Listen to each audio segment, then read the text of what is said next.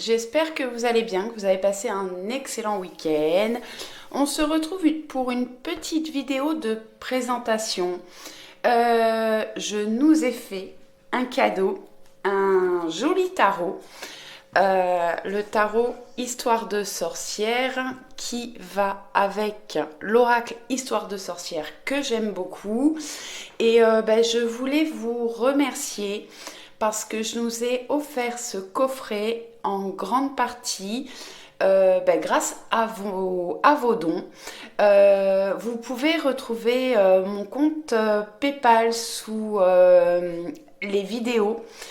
Dans la description, en fait, vous pouvez trouver mon adresse mail. Je propose des guidances personnalisées et vous avez mon compte PayPal et j'ai des personnes qui me font des dons, ce qui me permet d'avoir de nouveaux oracles, de nouveaux tarots. Donc encore un grand merci aux personnes qui me font des dons.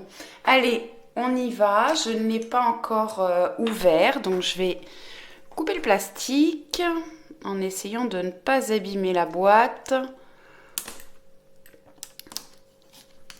Alors c'est un très joli coffret. On va regarder comment ça se présente. Vous voyez que par rapport à un oracle, voilà, c'est un vrai coffret. Hop. Allez, j'ouvre le plastique.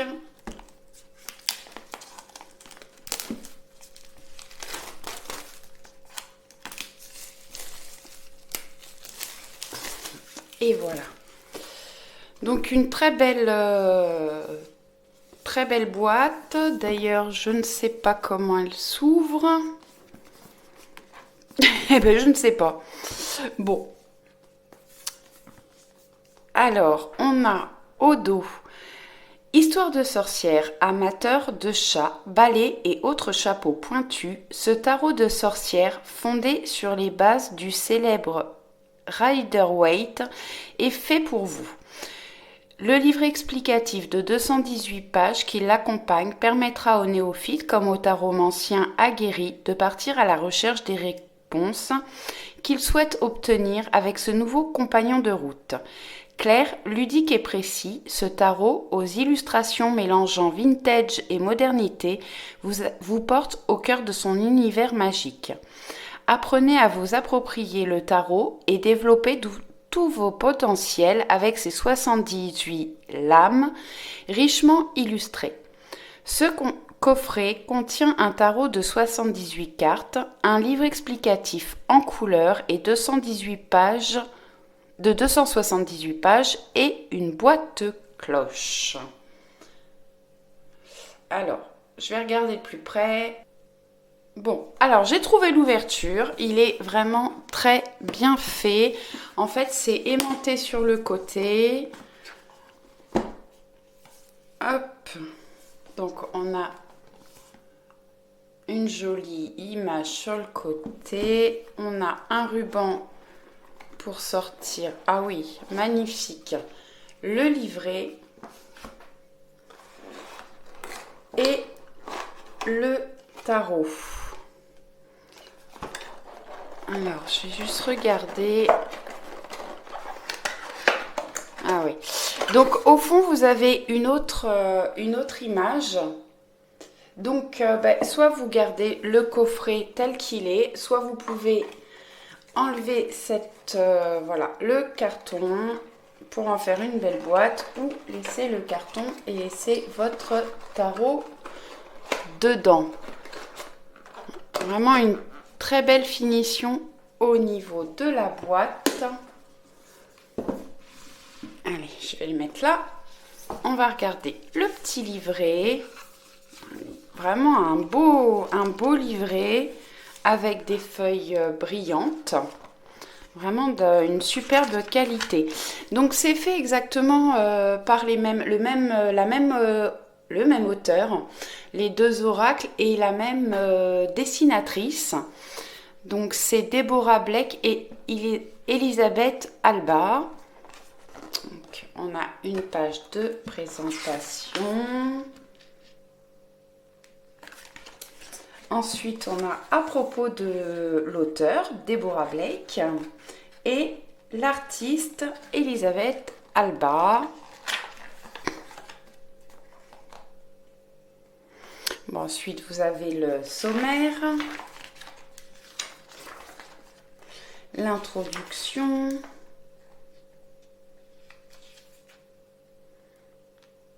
le chapitre 1, pardon, à propos de ce livre, de ce jeu et comment s'en servir, comment faire un tirage, apprendre les cartes, faire un tirage.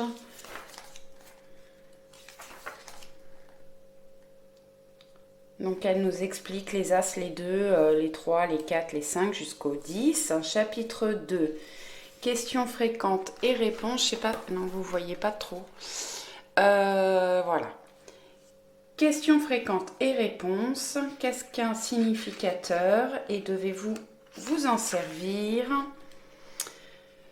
Que sont les cartes inversées et devrais-je m'en servir? Et si j'ai de mauvaises nouvelles, toute une série de cartes effrayantes ou de réponses que je n'aime pas ou la personne pour laquelle je fais un tirage n'aime pas. Bon, je ne vais pas tout vous lire parce qu'il y a beaucoup de pages. Avant de faire un tirage, est-ce que je dois tracer un cercle magique? Est-ce que je dois tirer les cartes que dans un lieu sacré? Et si je n'arrive pas à penser à une question spécifique, mais que j'ai le sentiment qu'il se passe quelque chose, et si le tirage n'a aucun sens, les cartes ne veulent rien dire, et aucune d'entre elles ne semble avoir de rapport avec ma question. Elle souligne quand même beaucoup de... Enfin, elle soulève beaucoup de questions.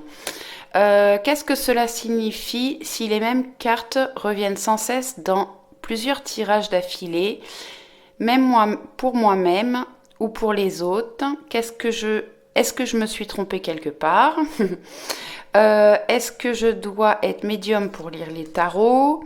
Quelques petits plus pour le tarot. 3 sorts à utiliser avec le tarot. Donc, sort de consécration pour un nouveau jeu. Bon, elle vous explique plusieurs choses. Ouais. Elle nous donne pas mal de conseils. Sort pour un bon tirage. Ensuite, on a chapitre 3, les arcanes majeurs. Bon, ça, je vais... Donc, on a des petites phrases en bas. Accueillez l'inconnu avec le mât. On va vers de la nouveauté. La magie est en toi avec le magicien. Vous avez tous les outils nécessaires pour atteindre votre but. Ensuite, elle vous met des petites pages pour prendre des notes si vous avez, vous, des ressentis différents avec les cartes. La grande prêtresse, la sagesse supérieure est accessible à tous. Donc bon, je ne vais pas toutes vous les faire. On va regarder les cartes.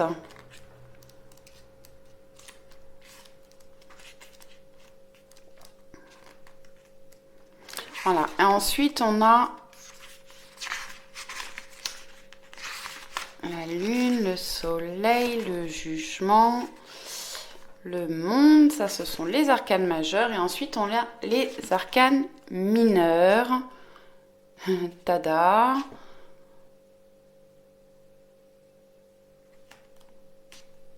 Dormir, rêver peut-être.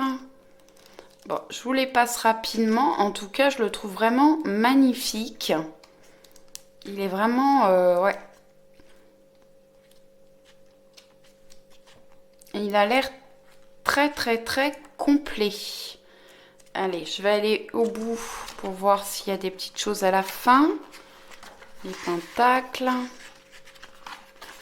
Ah, voilà. Chapitre 4.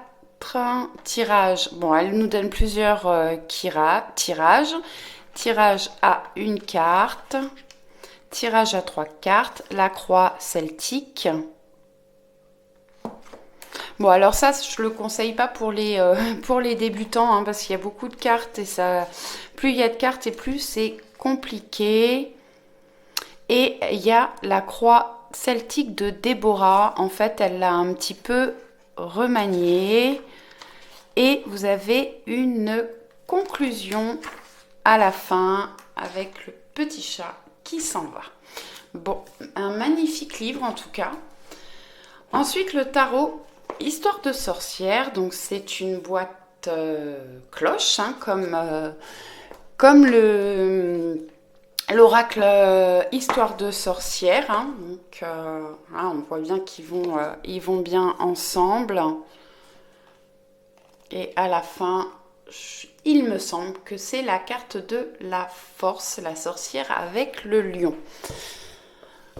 Hop, allez, on ouvre. Donc, vous avez la sorcière en sidecar. Il était une fois.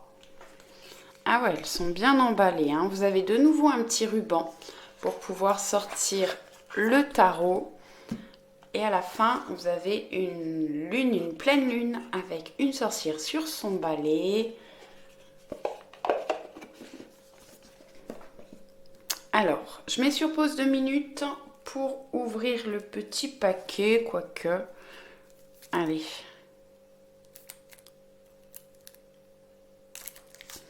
Je vous le fais en direct. Hop.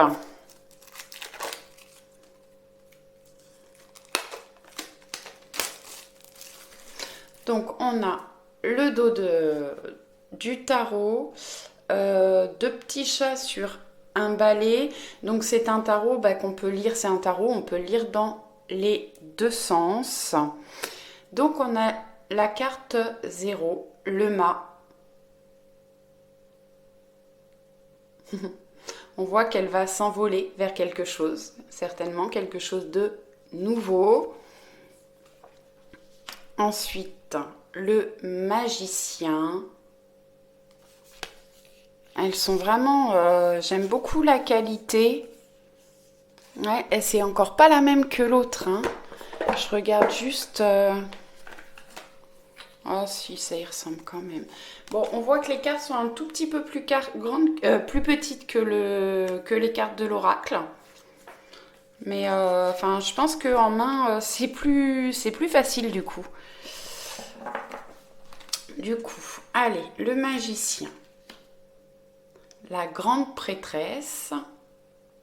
Avec ses cartes, ses runes et sa boule de cristal. Son petit chat noir, tous les livres derrière. L'impératrice qui attend un bébé, qui nous parle de maternité, d'une femme maternelle, maternante. L'empereur avec son chien.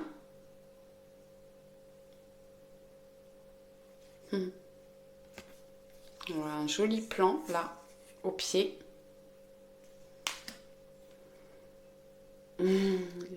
L'éléphante. Non, l'hiérophante, pardon. L'hiérophante qui fait de la méditation. Ensuite, on a les amoureux. Très jolie carte. Avec les deux petits chats, là, on a leur petite queue qui font un cœur. Le chariot en sidecar. Avec un choix de direction. La force, je la trouve vraiment très belle. Pour moi, elle représente vraiment la force, mais en même temps la douceur, la patience. Ensuite, on a l'ermite, cette sorcière qui médite au coin du feu, dans la forêt, avec, je sais pas, je pense que c'est une chouette qui est sur la branche là-haut. La roue de fortune.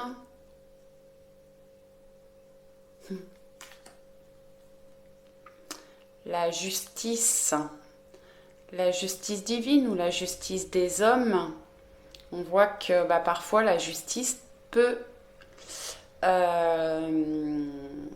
ne pas être tout à fait honnête, tricher. On voit qu'elle a à moitié retiré le bandeau de ses yeux avec un joli petit chat noir et un blanc. Le pendu, pendu à son balai. La mort.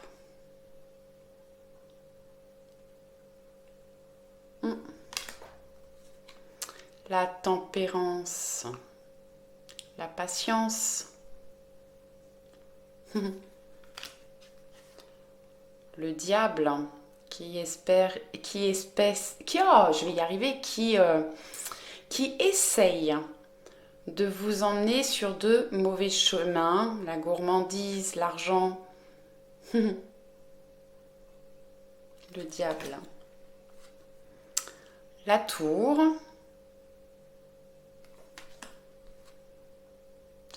l'étoile, très jolie, la lune.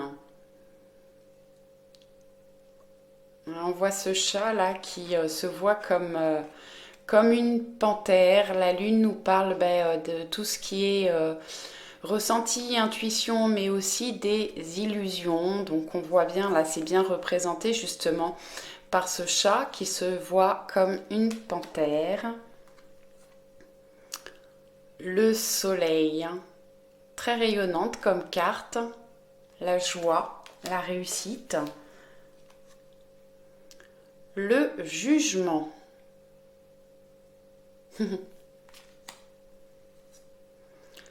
Le monde.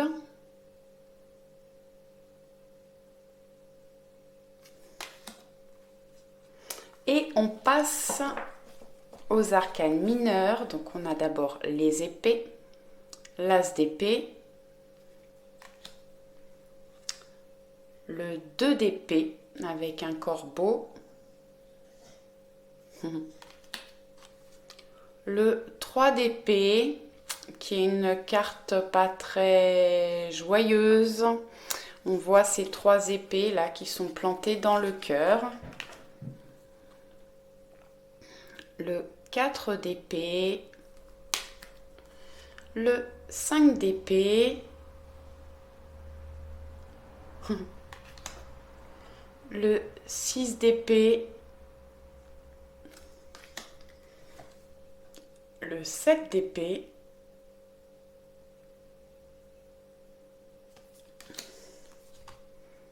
le 8 d'épée, on se sent prisonnier, le 9 d'épée, ensuite on a le 10 d'épée, avec ce sorcier là qui s'est pris 9 épées dans le dos et qui tente de s'échapper avec son balai magique. Ensuite on a le page d'épée, le chevalier d'épée, la reine d'épée. Je les trouve vraiment jolies ces cartes. Le roi d'épée. Et ensuite on passe aux coupes. L'as de coupe, le 2 de coupe, 3 de coupe, 4 de coupe, le 5,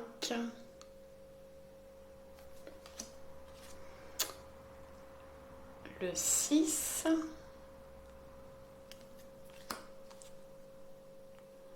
le 7,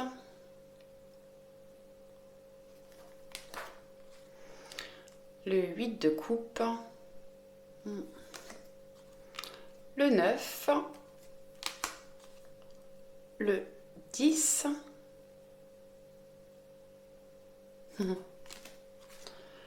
le page de coupe. Ensuite, on a le chevalier de coupe. Avec tous ces petits cœurs. La reine de coupe.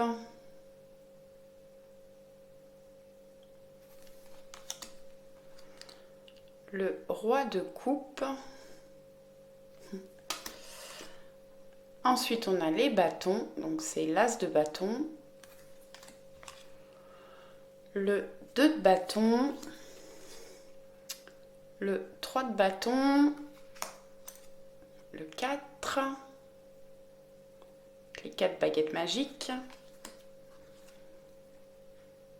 le 5 de bâton avec les 5 sorcières et les 5 baguettes magiques du coup. Elles ont chacune leur petit chat. Le 6 de bâton, le 7, le 8, le 9, le 10. Il faut porter beaucoup de choses là, beaucoup de poids. Le page de bâton, le chevalier, dragon et le chat, la reine de bâton, le roi de bâton. Ensuite, on a l'as de pentacle, le 2, l'équilibre, je pense. Alors, je vous avoue, les tarots, je les connais pas beaucoup. Celui-là, je le trouve très beau parce que il est très imagé, assez parlant. Maintenant, les arcades mineures, je vous avoue que je ne suis pas spécialisée dedans. Il va falloir que je travaille un certain temps pour pouvoir me les approprier vraiment. Après, au niveau ressenti, je trouve un tarot qui parle beaucoup.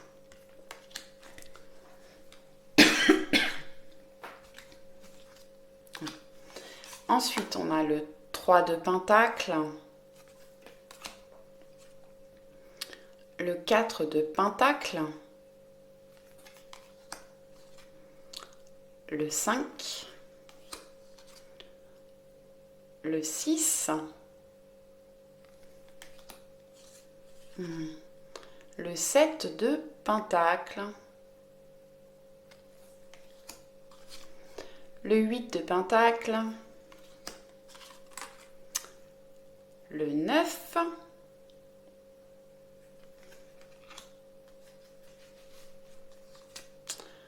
le 10 de pentacle, le page, le chevalier de pentacle, la reine et le roi de pentacle pour finir. Alors, je vais essayer, pardon, je fais du bruit, de les mélanger un petit peu et je vais essayer de nous tirer, enfin je vais pas essayer, je vais nous tirer 3 cartes et on va aller voir les messages du livre du coup.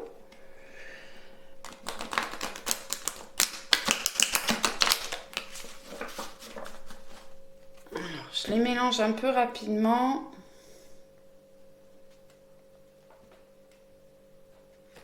Comment ça? Il y en a une qui est à l'envers. Je vais aller la remettre à l'endroit. Tac, tac, tac.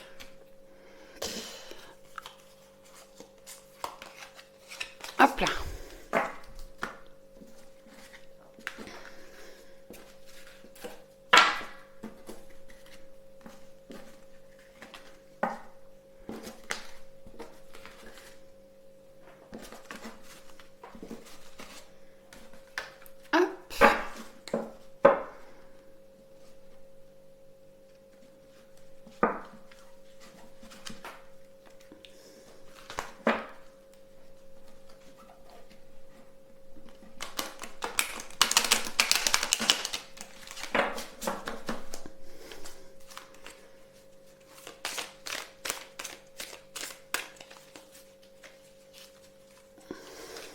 Bon, bah, vous voyez, moi qui ai des petites mains, elles sont plus petites, mais même malgré ça, j'ai du mal à tenir tout le paquet dans la main si je les prends couchés. Hein. Bon, après, il y a quand même 78 lames hein, dans un tarot, donc bon, faut avoir quand même de grandes mains. Donc, moi, c'est pour ça, oups, que je les prends dans la longueur. Allez. Je crois qu'il y a un tirage à 3 cartes, il me semble. Je vérifie juste. Ah, je mets sur pause juste pour le temps d'aller regarder. Bon, effectivement, dans le livre, elle propose bien un tirage à 3 cartes. Donc après, on peut faire différentes choses. En règle générale, on fait passé, présent, futur. Mais on peut également faire situation, difficulté, résultat, espoir, crainte et possibilité. Donc, allez, on va faire espoir, crainte et possibilité. Ça me parle. Allez, je remélange un peu.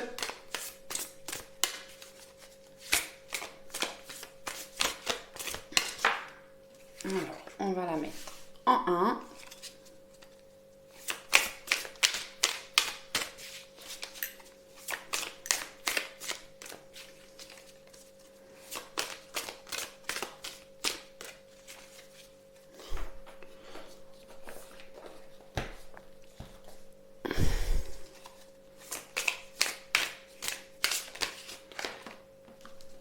Deux. Ah, là j'en ai non, j'en ai un paquet. Hop. Allez, une troisième carte, s'il vous plaît. Merci, c'est parfait. Hop. 1, 2, 3. On y va.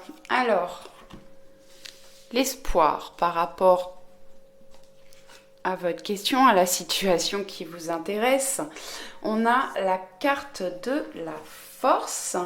Donc, c'est la carte 8, les arcanes majeures.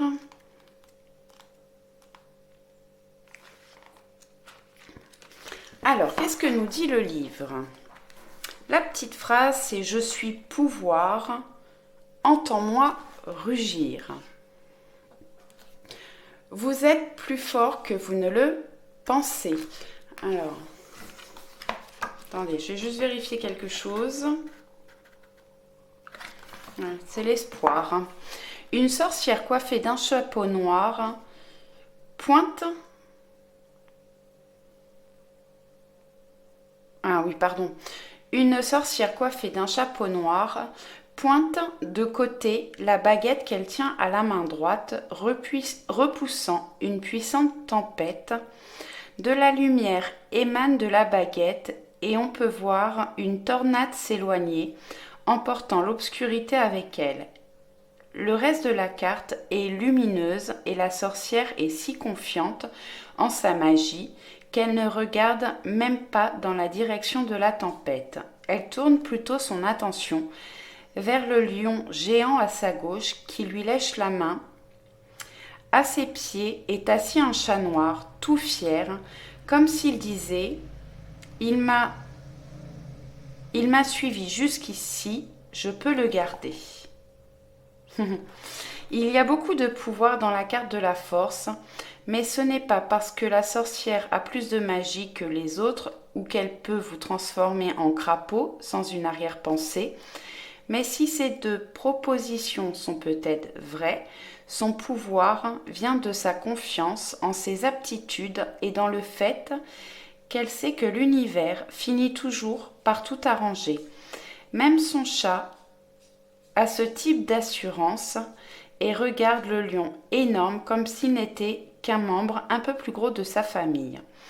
La carte de la force nous rappelle que nous avons ce qu'il nous faut pour triompher, quoi qu'il nous arrive. Matière à réflexion. Si cette carte apparaît dans un tirage, elle est presque certainement là pour vous rappeler votre force intérieure. Elle vous dit « oui, oui, tu en es capable ».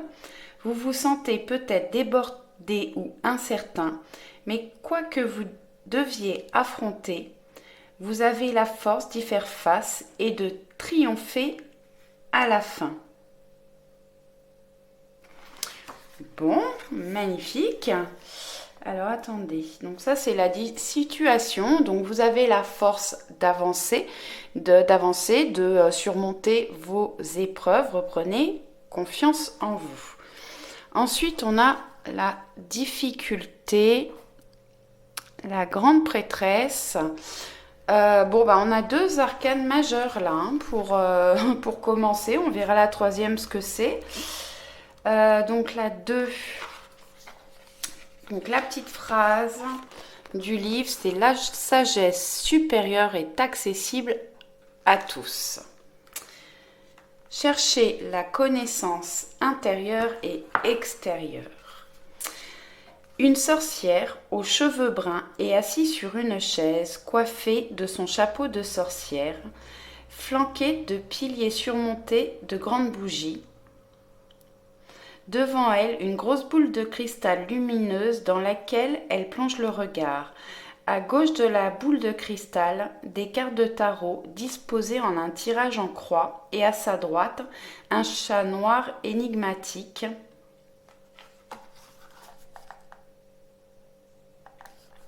Une patte posée sur un sac à cordon d'où sortent des pierres gravées de runes. Derrière la table, on peut voir des livres empilés. Cette grande prêtresse est environnée de mystères et elle donne l'impression de tout savoir de vous. Vos soucis et vos désirs les plus secrets, votre passé et votre avenir, avant même que vous ayez posé la moindre question. Elle a les réponses que vous cherchez, mais saurez-vous la convaincre de vous les donner? La grande prêtresse représente à la fois l'antique sagesse et la connaissance actuelle. Elle est toutes les femmes sages qui ont vécu, de toutes les matriarches et toutes les matriarches qui ont régenté la cuisine de la famille. Vous avez probablement bien des choses à apprendre d'elle, mais vous devez chercher les réponses afin de les obtenir et vous devez être prêt à affronter la vérité quand vous la trouvez. La vie est rarement en noir et blanc et il y en va de même pour tout ce que vous apprenez. Matière à réflexion. La grande prêtresse représente une sagesse profonde. Parfois, cette sagesse vient de l'extérieur et parfois, elle vient de l'extérieur, de nous. Mais il est rare qu'elle nous tombe dans les mains par accident.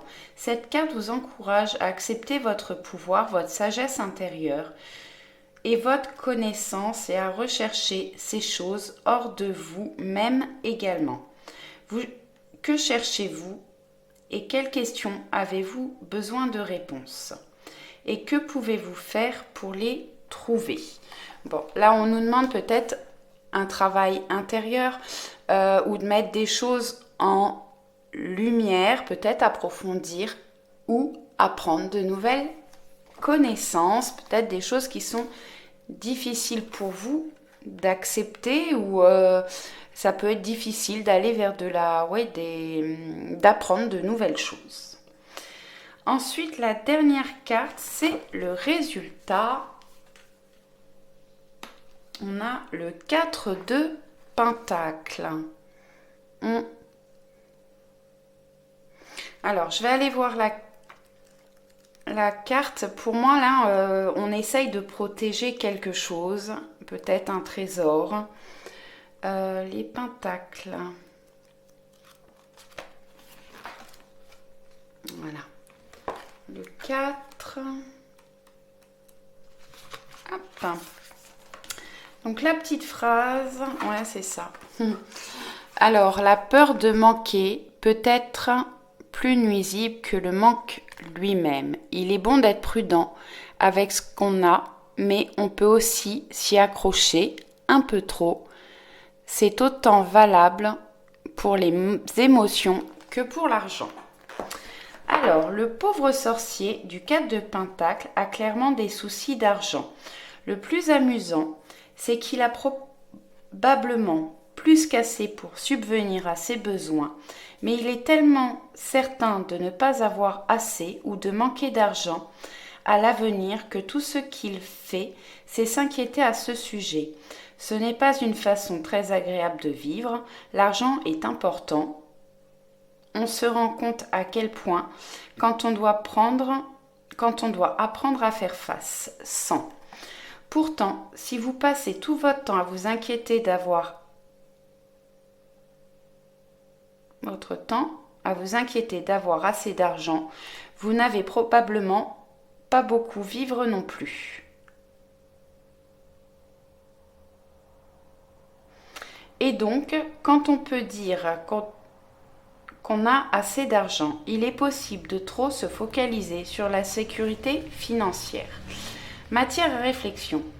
Manquer d'argent peut être effrayant. La question que vous devez vous poser est la suivante. Combien me faut-il pour être vraiment bien? Est-ce que vos inquiétudes financières sont réelles? Entre parenthèses, elles le sont peut-être.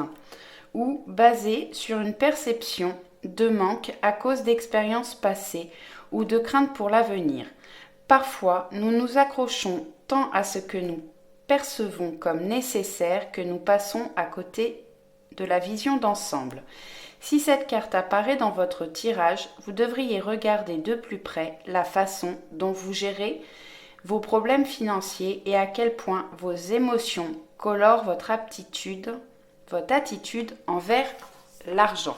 Bon, alors j'ai des personnes là, on nous dit des personnes qui ont peur de manquer ou oui, qui se focalisent sur la peur du manque et ça vous empêche certainement de vivre. Donc essayez de travailler là-dessus pour pouvoir profiter un petit peu plus de la vie. J'espère que ça vous a plu. N'hésitez pas à me laisser des commentaires et je vous dis à très vite. Ciao, ciao!